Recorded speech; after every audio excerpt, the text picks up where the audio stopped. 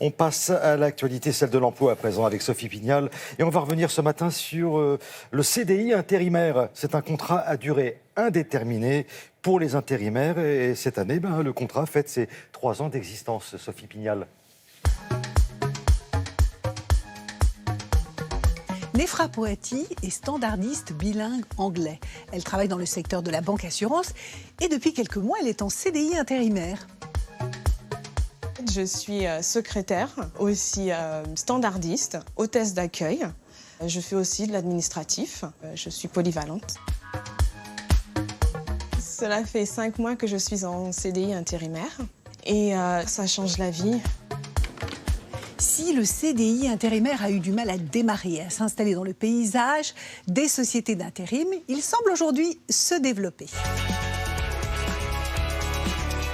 Le CDI intérimaire, c'est un contrat très original, qui est très récent, assez peu connu encore, et qui marche très bien, puisqu'on en a déjà signé presque 17 000. Vous avez la sécurité pour le salarié, qui lui a un CDI, et vous avez la flexibilité pour l'entreprise, qui elle a la possibilité d'avoir, pour des accroissements d'activité par exemple, recours à l'intérim. Au moment où l'intérimaire n'a pas de mission, c'est nous qui finançons sa rémunération et non pas Pôle emploi. Donc évidemment, on ne peut pas le proposer à tout le monde. On le propose dès l'instant où il y a des qualifications qui correspondent aux demandes du marché ou lorsque l'intérimaire est prêt à une forme de polyvalence parce que nous allons pouvoir faire des formations pour lui et donc lui permettre d'avoir des qualifications.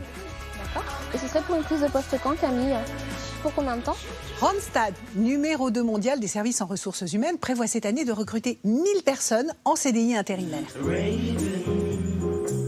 On est convaincu que c'est un véritable outil de fidélisation de nos salariés, de nos collaborateurs. Notre objectif, c'est de pouvoir développer leurs compétences. Nos salariés sont soit en mission auprès des entreprises clientes, soit en intermission ou en congé payé. Et en intermission, on profite de ce temps-là pour leur proposer des actions de formation professionnelle, développer leurs compétences et développer leur employabilité.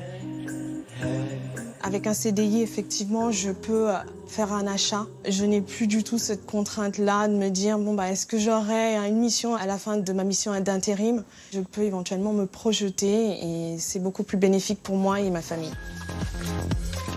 Quand on est en CDI intérimaire, on ne touche pas le même salaire toute l'année. Lorsque le salarié est en mission, il continue de percevoir en fait le salaire de référence applicable dans l'entreprise utilisatrice.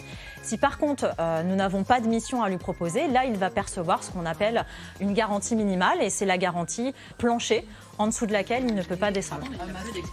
Il a peu d'expérience. Les ouvriers, les employés bénéficient en fait d'une garantie minimale au SMIC.